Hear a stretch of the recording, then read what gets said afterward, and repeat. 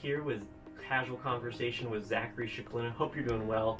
Talking a little bit about real estate here again today, and we're going to be talking about the concept of how long does it take to sell and what does the process kind of look like. So every person's unique in their given circumstance, and so in this scenario we're going to be talking about how when you go to sell, you can kind of set the terms of what you're trying to achieve. In most scenarios, even sometimes the most extravagant scenarios of uniqueness can actually still occur if everything is talked about and strategically planned out in a proper way. So I've had folks moving out of state and we coordinate that. I've had folks moving 2 or 3 households into one house for multi-generational and the selling of each of those folks' homes, and then the buying side of that as well. And so there are truly a lot of unique variables to when you go to sell that are definitely achievable if you just put the time and thought into it. And if you talk to somebody like myself where we're willing to go above and beyond, we can really make sure all the T's and I's are crossed and dotted for you with the process. So with the selling timelines, so personally, I know everyone does their assisting of sellers process a little differently, but I'm open about how I do mine. When I meet with you in regards to selling a home, or someone you love or know is trying to sell a home, and when I talk to them, just rest assured that I do go through the whole process of what we do for them and how that looks like timeline for them, which is a huge benefit because no one likes just be dragged along. It's nice to have somebody guiding you through the process that helps you understand why things are going a certain way and what we need to achieve. And so in this scenario, if you're going to go sell a home, I'd be honored to meet with you, even if it's a year in advance or 2 years in advance, or just meet to talk about what your goals are. I can help you understand the process of what it looks like. So in this scenario, we'll talk about it right now, is when you go to sell your home, we're going to want to just declutter, we're going to want to freshen up. If there's any odors or smells, we'll want to try and get rid of those. And we're going to want to bring in as much light as possible, make a space feel as large as possible, make it feel homey, but yet open as possible. If the home's vacant, not a problem. There's things you can do to help bring value to that in that dynamic if it's vacant. That being said, in the current circumstance, sometimes a house being completely vacant, when this time of this video is during COVID here, but during the time of a home being completely vacant is actually a little bit of a benefit right now due to all the regulations and everything like that. It just makes it streamlined, easier. People come in, they can feel good about coming into the house and not worrying about anything. And so house being vacant with the current world circumstances is beneficial, but if the house can't be vacant, that's not a problem. We can still plan out maybe a day vacation for you, and we do everything in one day, or we do particular times where you'll be out of the house, and then it gives time for the home to air out and things like that.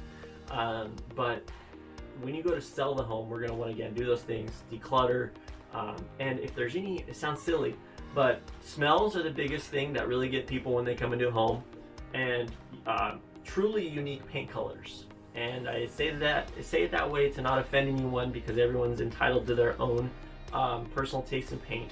But when you have somebody that comes in, sometimes a smell can be off-putting, and even though it's a perfect home, they'll walk away from it because they don't want to deal with the smell. And the same thing goes with a paint color. As silly as it sounds, people fail to remember that you can just paint walls or paint things. And so I've seen folks walk away from the perfect house that checks all their boxes because of a pink wall or a lime green, something special, unique color. And on the flip side, if you're trying to buy and you're listening to this how do you sell video, if you're listening to it and you're considering buying, run towards the houses with crazy colors, because most people are running away from them and you could potentially get a really good deal. That's one of my little things that I kind of picked up, and it hasn't steered me wrong so far just yet. So it's just one of those little insider, little pocket things that I do encourage my buyers to think about. But when you go to sell, if you do have one of those walls and you're admitting to it, if you have the time, you're willing to, painting it is ideal. Otherwise, if we just don't put focus onto it when we go to sell the house, then that will also be key. If we just limit the advertising of that room being a given color or a wall being a given color, if it's too over the top, then that's something, again, I would help guide you through the process on. But once you've decided to sell and we've done those initial pre-foreground things, we set a date of when our whole media team comes out. Everything we do, the Matterport 3D stuff, we do drone, we do 4K camera recording, we do professional photography.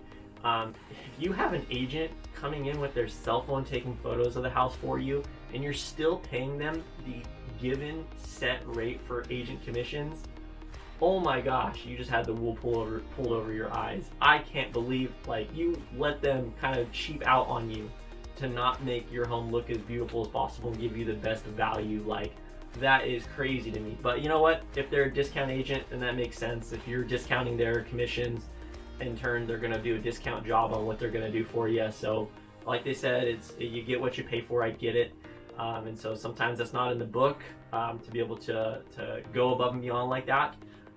And so that being said, it's something you gotta weigh out when you do pick an agent. But in this case with my group, we do go above and beyond, and we pick that date. And again, if that date doesn't work, we can reschedule it if we have enough heads up. We just want to be mindful to those folks who are coming out to do that stuff. But then once we have all the imaging and all the stuff done, we'll then be able to progress forward to being able to get marketing sent out, mailers, social media dynamics. You can hear my junior agent screaming in the background a little bit there, but you get the media component going in the sense of social media, being able to send it via emails that the home's for sale. So once we have all the videos and media done on the home, we're then able to progress forward and being able to get mailers and social media posts and online ads placed, Google browsers, things like that. We get everything posted along the banners and everything, and through those things we get the largest amount of eyes coming to your home. And it tends to be, from when we get those photos done, no more than a week, we have you on market with a for sale sign in the yard, unless you say otherwise. We can strategize around that as well, but that's how we do it. We put an e-key box on the home, which means only a licensed realtor or a licensed appraiser can come into the house using this e-key box, and it gives a tracker of when they logged in, when they logged out, and it makes it really easy to understand the process. If something happens, you can really pinpoint it down to what and where in most cases. And again, within 1 week of going to market in our current area, if the home is priced right based on what analysis we had done and talked about pricing wise of the home, you tend to have offers start rolling in within the first week, 2 weeks tops. And if you don't have any offers or any showings going on, and if there's no showings in the first week, unless something drastic is happening in the world, and there's no offers within 2 weeks, tends to mean something. Either the house quality isn't up to where we have it priced, or there's a nuance of the region that's affecting our value.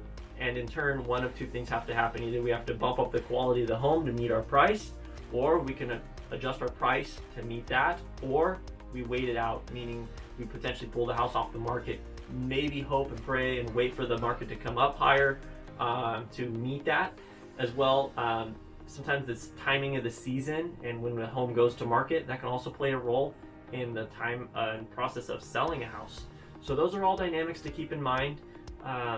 But again, timeline to sell, it tends to be, most people will take a week to prep a house, a week for a week once the photographs are taken to get everything on market, and then from there you're in escrow within 1 week as well.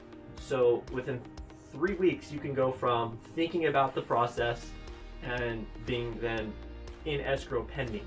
And this is a very passive method. We can go a lot faster, but this tends to be the pace that a lot of folks like to go at, so that they can kind of digest things and pack and keep things going and not totally disrupt their daily lives. And that's huge. You got kids, maybe kids in school, you got a busy work schedule, you got family you got to take care of, you've got pets you got to take care of, you've got other obligations.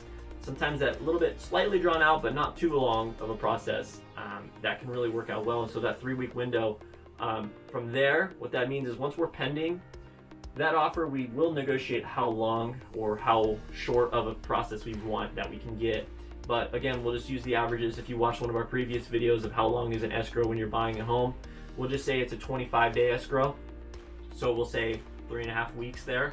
So at that point, you would close escrow on that 25th day or 3.5 weeks later.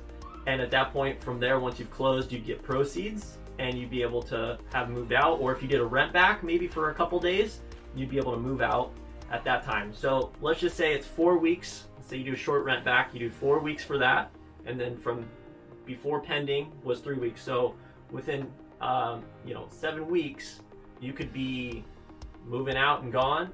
And again, that's very passive. That's a very slower, much easier pace scenario.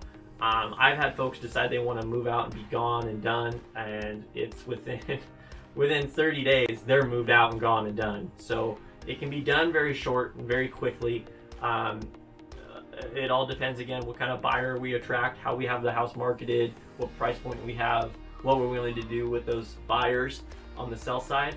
But again, it'd be an honor to help and get you some information, and just complimentary market analysis is what I work with. So when my sellers, when we talk about potentially having you sell your home, I'll meet up with you. I'll get some information on the phone about the home you're trying to sell and the property you're trying to sell, and be able to figure out what some approximate values are based on the neighborhood, what's going on, the region, what's happening in the outside circumstances of the economic side of things in the world and the local regions. Silly enough, right now, at the time of this is being recorded, we have a huge influx of buyers into the Sacramento County or the outlying Placer, El Dorado, and Nevada County regions, and those are being broadly inundated by the Bay Area folks.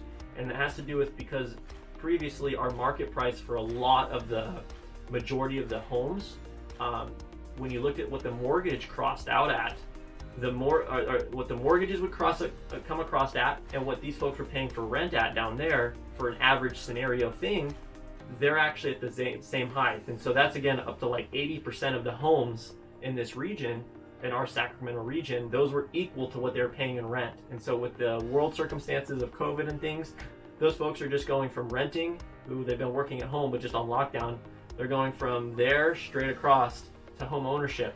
And we're wondering why it's so hard to find homes in the given region. And as a seller, you can really capitalize on that. So let's talk some more. I'd be honored to help. Again, Zack Scicluna here with Casual Conversation. An honor to talk to you and bring some just information your way. But if you could like, subscribe, share this video, I'd be truly grateful. If you know anybody that can benefit from learning about the home buying, selling, or investing process, I'd be honored to help and talk to them about it. If you'd like to get information about a home, or you know somebody that could benefit from getting information about their home, or just some market information in a magazine, reach out. I'll get you on our mailer for our magazines here, and it'd be, again, great to stay in contact. Wishing you all the best and stay well, okay? Thank you. Bye-bye.